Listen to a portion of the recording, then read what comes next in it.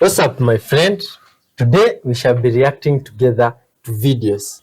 Good vibes videos, animal videos, interesting, happy videos, all types of videos generally. And my friend, before we even reach to the end of the video, you will have understood the reason as to why we react to these videos, which, my friend, is to spread love, peace, honesty, and forgiveness to the whole world. And I believe you can be of great help in helping us to do so. So, my friend, kindly hit that subscribe button and the like button before we dive in.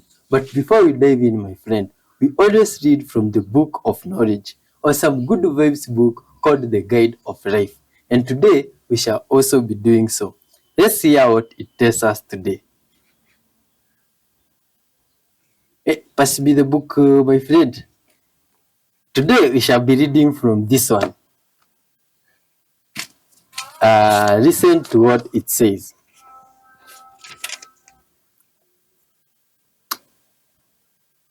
My friend, where do you want us to? You see this one, myself, I'm new to it, and my friend is the one who's been doing research for us on this Good Vibes book. And he got a Good Vibes verse that we can read and share with everyone today. Have you gotten it, my friend? You see, my friend, normally, if you watch some of our episodes, we are used to reading from the Good Vibes book of knowledge called the Bible. But of recent, we started doing something different, reading from the Good Vibes book called the Quran. This one, myself, I've said several times that is my first time reading it, and now I don't know anything about it. So my friends is reading it, doing some research for us, and today it's like he has also lost the verse. Or what's up? Okay, okay. Yeah, my friend has lost the verse which he wanted us to hear today, but it's read from this one. Consultation. Consultation from 17. It says, "It is Allah who has sent down the book in truth and the balance by which to weigh conduct, and what will make you realize that perhaps the hour is close at hand. Only those who wish to hasten it, who believe not in it, those who believe hold it in awe, and know that it is the truth. Behold, surely those that dispute concerning the hour are far astray." Wonderful. So, my friend, if you have some deeper explanation of that word, you can tell us in the comment section. But let's give thanks to our Creator before we even do so. Thank you, Lord, for this day, for these fruits, Father, for the videos that we have today. Thank you, dear Lord, for your soul that has joined us. All glory and honor belong unto you, Father. Fill us with your spirit as we react together to these videos and help us, dear Lord, to spread our message. In Jesus' mighty name, we pray, trusting and believing. Amen. Let's dive in. Good vibes all the ways, my friend. Always have your finger at the top, 6 times anti-clockwise, but always pointed away from people. And I can feel the pressure coming. Are we ready? 1, 2. There we are. Here's how you know that it is not love. And this goes back to a simple theory and observation by the author Franz Kafka, who once wrote, "When I first fall in love, I place them on a pedestal so high above me, it feels like I will never reach them." And what he meant is that there is a difference between love and idealization. Idealization is a crush. It's when you're in love with the idea of them, not the real them. As Nietzsche once cautioned, be careful that you don't fall in love with the idea of them, for then you are bound to be disappointed. Instead, true love is when you know them. When you know them even better than they know themselves. As Tolstoy once wrote, true love is when you love them exactly as God intended them to be. Unconditional love, if such a thing exists. Hence, be careful when it comes to love. Maybe it's a crush, maybe it's idealization. Maybe you like them because you don't think they'll ever notice you. True love isn't idealization. Here are 7 signs that you might be struggling with fawning. Number 1, agreeing with others to avoid conflict. Number 2, people-pleasing behavior. Number 3, we can have a difficult time saying no.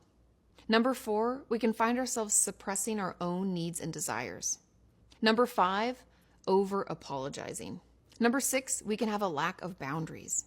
And number 7, we can have an intense fear of abandonment. If you find yourself fawning, know that this is part of our stress response. It's perfectly normal, and the more we understand it, the better we can manage it. Guys, just have a look at this lip. This is such a good way to describe a black rhino's lip, being a hooked lip rhino.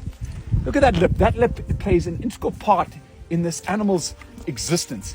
That's what it uses, and the robustness of that. And that's how tough it is, because they're constantly out breaking twigs and branches, and then they use this horn a lot more than we think to, breaking down branches, bringing them in. And so this horn has its multi-purpose.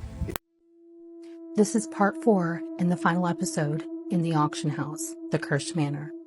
As a quick recap, you're aware that a UK couple found and purchased a project home through an auction, and immediately upon renovating, paranormal activity began, and it escalated, and it led them to finding these weird boxes. Well, there's yet one more box to be found, and the items opened up. Take a look at this video. Be sure to watch it to the end, because your answers will be found there. So me and Georgia decided to replace this broken gas fireplace.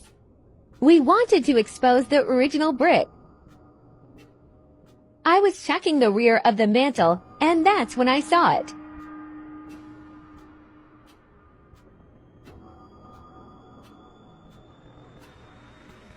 I couldn't reach it, so I had to get up into the chimney.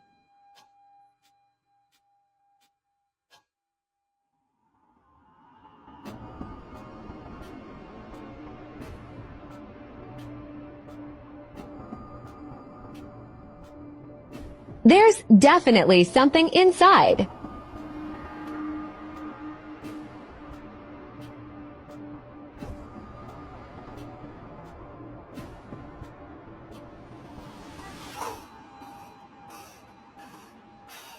What looks like crystals, an old postcard, and a letter stamped from 1940s Thailand with our address on the front. The letter is written in what looks like Thai, but there are 2 old British coins in the envelope.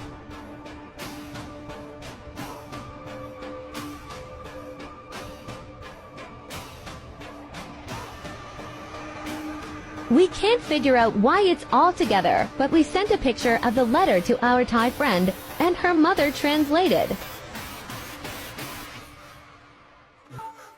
We couldn't quite believe what she said.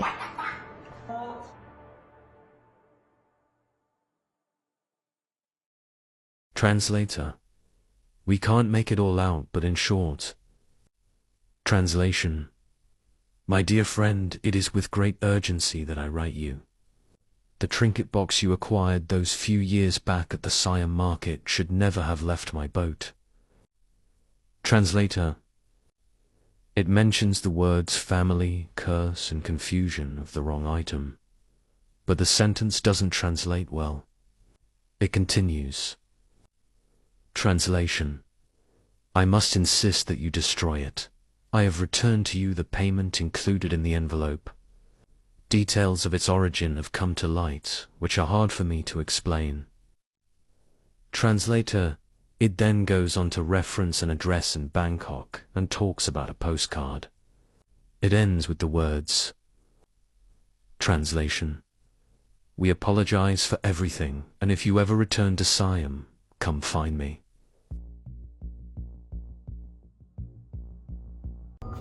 Did it make sense? Do you see how the story unfolded and why I believe this truly occurred? This couple unknowingly purchased a home that had a curse. And I believe it ties to the father, or maybe the homeowner, the one with the burnt eyes in the picture. He took a business trip, maybe even a pleasure trip to Thailand, and picked up a trinket box that he should have never taken home. I'm guessing that he took it home and they opened it and released the curse upon their home. During those times, you have to think in the 40s and 50s, the occult was heavy, prevalent in homes. People were conducting seances for fun, using the Ouija board for fun. And there was a lot of paranormal activity because doors were being opened that people had no idea how to close. I think they were dealing with a possession or some sort of poltergeist activity, and they brought in maybe a medium to conduct a seance or to use the Ouija board to connect to the spirit. And it went from bad to worse, where they had to separate all the items and seal them away. But my question remains, what happened to the family? You have to think, in England, United K, when you're dealing with old manor homes like this, they're typically passed down to their descendants. It's their inheritance. This home wasn't, and it should have been. So what happened to that family? Did they meet a grisly end? We may never know. But again, this is just my thoughts in theory on how this story unfolded. Tell me what you think.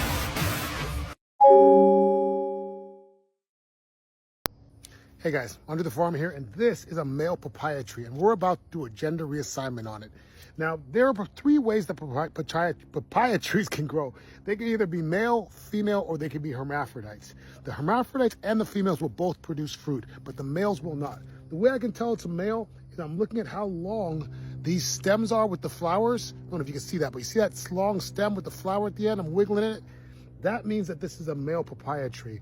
So the method that I've seen most often for completing the change or the gender reassignment is to take a sharp stick and stick it through the trunk one way and then stick the next one through the trunk the other way, and you make an X.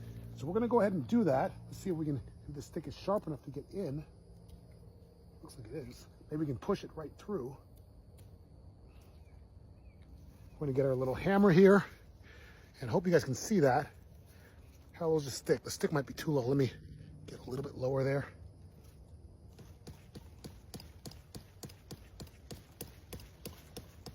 This is going to be, I imagine, very traumatic for the tree. We are through, and we're all the way through with this stick. Now we're going to take, and I'm just using actually a chopstick. That's what the only stick I can find with a chopstick. We're going to go ahead and stick the other one just a little bit higher. Stick it out the other way. Oh, we got that right through. So there we go. We've got 2 sticks through this tree. Stay tuned.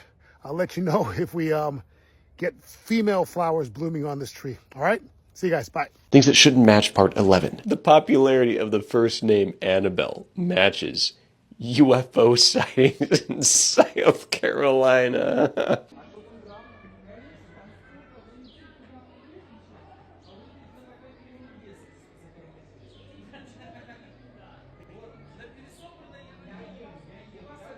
Did you know that if the men's 100 metres Olympic race this year didn't have speakers behind each lane, Thompson would have beaten Lyles? This is because if we relied on the sound from the gun itself, it would have taken 0.008 seconds for that sound to travel from lane 4, where Thompson was, to lane 7, where Lyles was. And so Thompson would have beaten Lyles. Just another example of where mathematics and physics crops up in everyday life. Was working late at night when he hears this. No mami. A middle school professor in Mexico uploaded his memorable moments onto his personal page as a history teacher. But one day while working till late, it begins to get dark, and as he decides to leave, he hears this.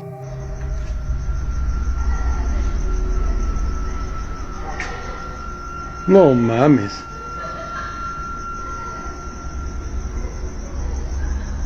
No mames. The echoes of students laughing can be heard nearby, but as the professor calls out to whoever's there, no one can be seen as the laughs continue. ¿Quién anda ahí? ¿Quién anda ahí?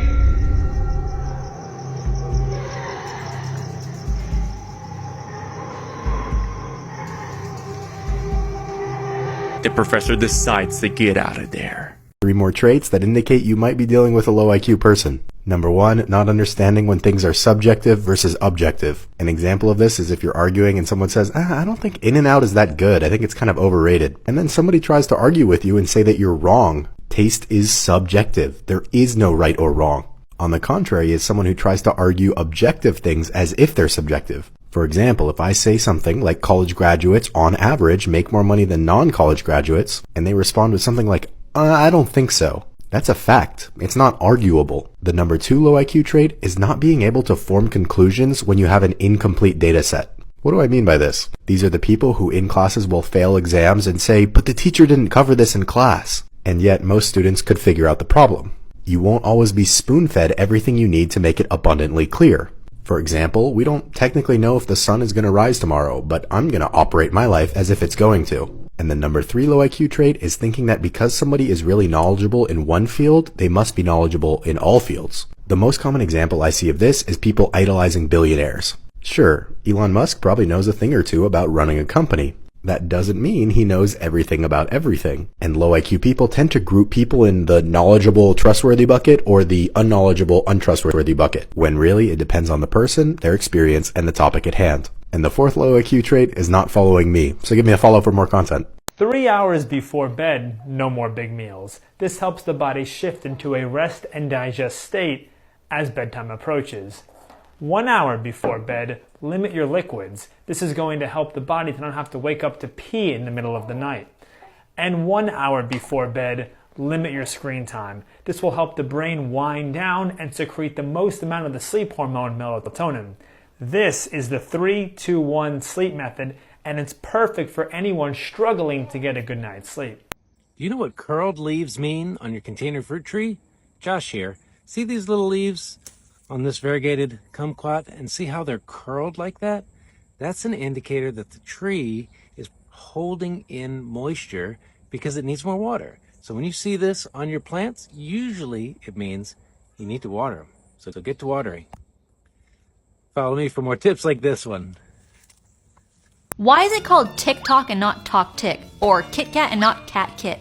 You don't wear flop flips, and your doorbell's ring definitely isn't Dong Ding. It's one of those unwritten rules that native English speakers just know and follow subconsciously. But there's a name for it, ablaut reduplication, which means when a word is repeated with a change in vowel sound. To put the unwritten rule into words, the vowels have to be changed in a specific order, moving from the front of your mouth to the back. So not your typical A-E-I-O-U alphabetical order, but instead pit, pet, pat, pot, put. You can try it and feel where the vowels are happening in your mouth. But back to the rule. The vowel sounds move from the front to the back of your mouth, so in sequences of 2, the initial vowel is I and is followed by either A or O, as in zigzag or ping pong.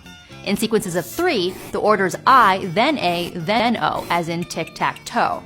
Toe-tac-tick is just difficult to say. Now maybe there are some exceptions, but I haven't found any. Can you? Just as the friend leans towards the camera to speak, a fleeting sight of what seems to be a hooded face peeking from around the corner can be seen.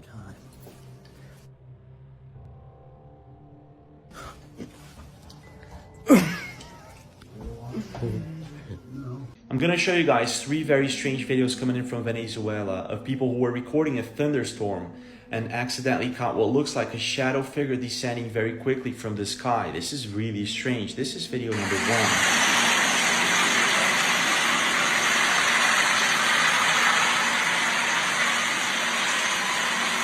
Did you see that? People at first thought it was a raindrop, but you can clearly see it goes behind the building. What the heck is that? Here is video number 2. Pay very close attention. Did you see it? Let me zoom in a little bit for you to see it better. Did you see it now? Well, let's zoom in and slow-mo the video. You can clearly see one object there. 2 objects. What is that, guys? And now here is video number 3.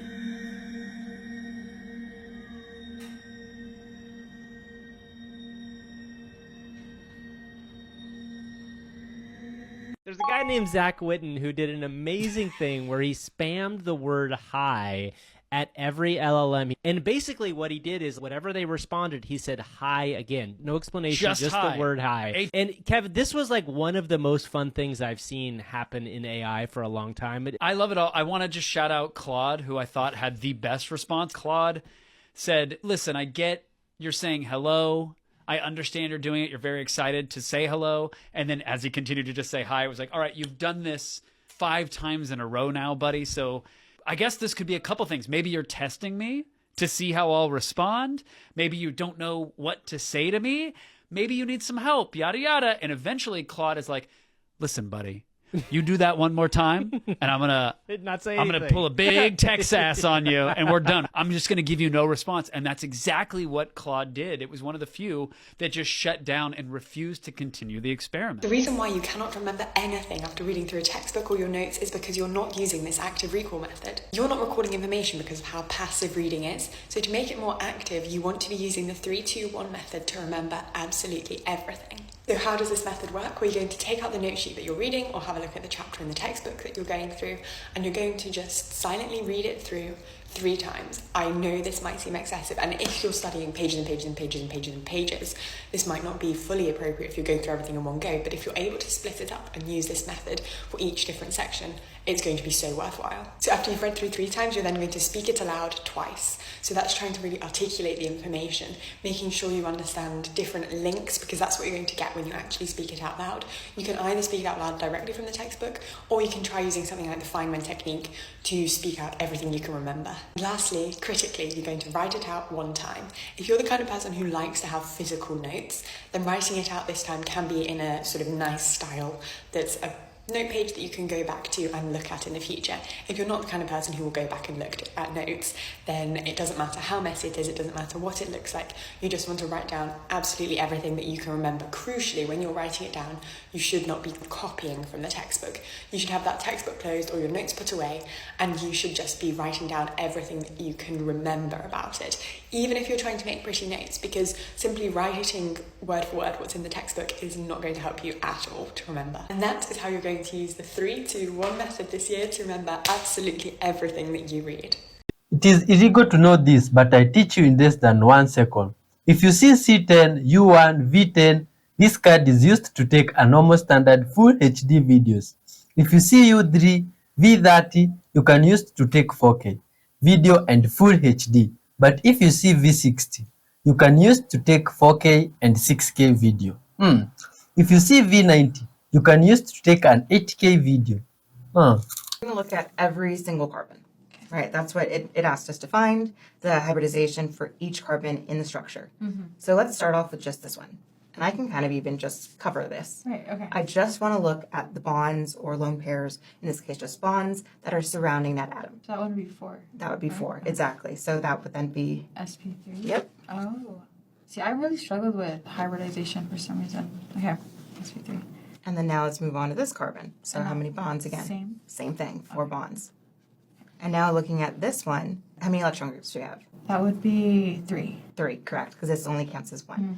So then we know it's sp2. What about the next carbon? Also 3. Yeah. Oh, sp2, yes. Yeah. Yeah, 3 electron groups, good. And then moving on to this carbon. That would be 4 electron groups. Great. What about that one? How many electron groups do we have? That one's 2. Great. Right? Yeah. And then the last one's also 2? That's it. Never, ever have an empty wine glass. At such events, there are always toasts, short speeches being made. Make sure you always leave enough wine in your glass for toasts. Try this experiment. Get 1,000 people, line them up. Then get 1,000 coins, identical coins. Hand them the coins. Have them flip. Whoever gets tails, have them sit down. That'd be about half. So 500 people sit. The rest do it. Flip. 250 people sit down. The rest flip. 120 sit down. The rest flip. 60 sit down. 30 sit down. 15 sit down. 8 sit down. 4 sit down. 2 sit down. We got 2 people left. They flip the coin. One gets the tails, one gets the head. 1 person is left after all of that. And he asked that person, what do they have to do to win that contest? They have to flip a coin, heads, 10 consecutive times. And almost every time you do that experiment, somebody's going to flip a coin 10 consecutive times. Our human brains are not trained to understand the statistics of that. So you know that's who all the cameras go to. And they say, well, how do you feel about this? And you know what the person will say? You know, I knew I was going to win about halfway through. I had those heads vibes. They're not interviewing the other people who felt the same way but lost. They're not interested in the interview because they didn't win the prize. The idea that you were chosen, it's hubris to suggest that the whole thing was special just for you. Brace yourself because there are new Mandela effects. I've been going through all of the Large Hadron Collider tests by date and their subsequent Mandela effects that accompany that. The most recent Large Hadron Collider test was in Tennessee. You may have seen the interesting clouds in the sky August 16th, 2024. This was at the Oak Ridge National Laboratory in Tennessee. They fired up the particle accelerator at Oak Ridge in Tennessee, and there are huge glowing rings of clouds in the sky that are certainly not natural. Temporal portal, high energy disturbance. First new Mandela effect is Pinky in the brain. Do you remember the catchphrase that they used to say? Brain used to say, are you thinking what I'm thinking, Pinky? The new line in this new timeline is, are you pondering what I'm pondering? I don't recall that in any way, do you? Second Mandela effect, cow tipping is now impossible. What? I grew up in a farm area in Northern California, and I had so many friends get into trouble for accomplishing this. This timeline, cows are seen lying on the ground frequently to rest. I don't ever recall seeing that as a child. Mandela effect number 3, Alfred Hitchcock's The Birds was never black and white. I actually saw it in black and white in a film class, so this is really confusing to me. Have you noticed any new Mandela effects since August 16th of this year? If so, let's share. 3 signs your balls aren't producing enough testosterone. Number 1, you're tired all the time. Number 2, you don't wake up with a boner. Number 3, you feel like a slob all the time. So how do you fix this? There's a remedy that is known as the healer of all weaknesses and has been used for thousands of years by our ancestors, which is what fueled them to do extraordinary things. It massively increases energy because of the 87 minerals it contains, while doubling testosterone levels in men. Only 1 dose of it every day for 2 weeks will completely clear your skin, as it kills the bacteria which allows acne to grow on our skin. After 3 weeks, your stress and anxiety will start to lower, and your anxiety levels will drop because of your stress hormone and cortisol lowering. This supplement is called Shilajit, and you can find the purest and most potent version by going at my profile and clicking the link there. Before I became a math major, I wrote all my lowercase t's like this, and I wrote all my lowercase i's like this. However, after I became a math major, I wrote my t's like this and my i's like this. Why? It's because it's much easier to understand that this is a t instead of a plus sign, and this I looks much more fancy. So I used to write my 4's like this. Now I write my 4's like that. Have you ever wondered why clockwise is this way, but counterclockwise is this way? Well, the answer is because of a global bias towards the north. Clocks were designed to travel in the same direction as their predecessor, the sundial, but sundials work differently depending on whether you're in the northern or southern hemisphere. A sundial is made of a circular platform and a raised portion that casts a shadow. Now, we all know that the sun goes from east to west, but the shadow of the sun will always be opposite of it. So the shadow goes from west to east. In the northern hemisphere, the sun appears slightly in the south. So the sun goes from east, slightly south, west. And thus, the shadow goes from west, slightly north, then east. But in the southern hemisphere, the sun appears slightly in the north. So the sun goes from east, slightly north, then west, and therefore the shadow goes from west, slightly south, to the east. So in the northern hemisphere, the shadows go this way, and in the southern hemisphere, the shadows go this way. So clockwise could have been either one of these two, but because the north ended up on top, literally and figuratively, this direction was preferentially chosen. Before granting you entry to Germany, you must first answer these simple questions. What are the 2 most followed sports here in Germany? Rules and regulations. Correct. When a German says they have a little bit of English, what do they mean? That they speak English better than you. Yeah. When a German says they are tired and they wish to go home, what do they really mean? That they're tired and they wish to go home. Correct. And finally, the most difficult question of all. What is the capital of Germany? Berlin. Yeah. 9. The answer is G. G for Germany, the capital. It's just a joke to lighten the mood at the ends of the test. And you say we Germans don't have a sense of humor, but you...